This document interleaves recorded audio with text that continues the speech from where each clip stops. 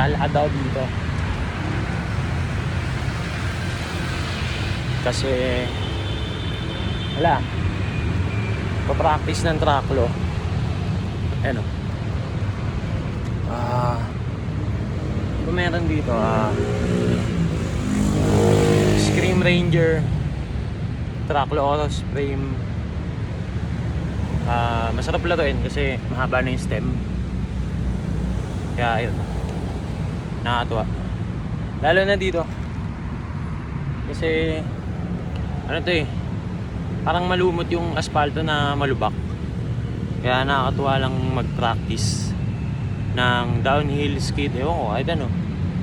Basta nag-enjoy. Yeah. Sama ko kayo sa aking gagawin. Magar.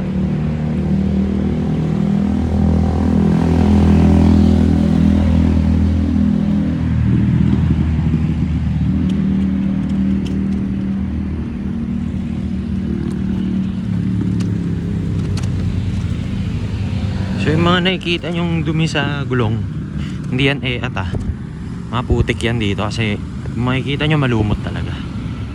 Kaya napakasarap laruin na itong bike na to. Binalik ko yung 35C na Continental, medyo manipis pero goods kasi napaka-solid men. Ano pa ba? Water battle cage na may water bottle. Pero ano pa ba? Takin ng liwanag. Parang Manila. Ano kasi may araw eh. Alam nyo ba?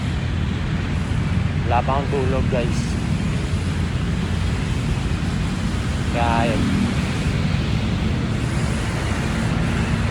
Ito yung dulo.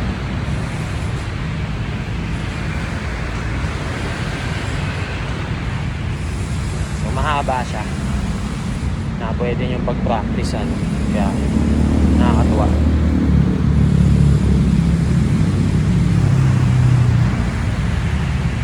Picture lang yung bike. Tapos uwi na siguro kasi wala, nakapag-skid na ako eh. Kaya nakakatuwa.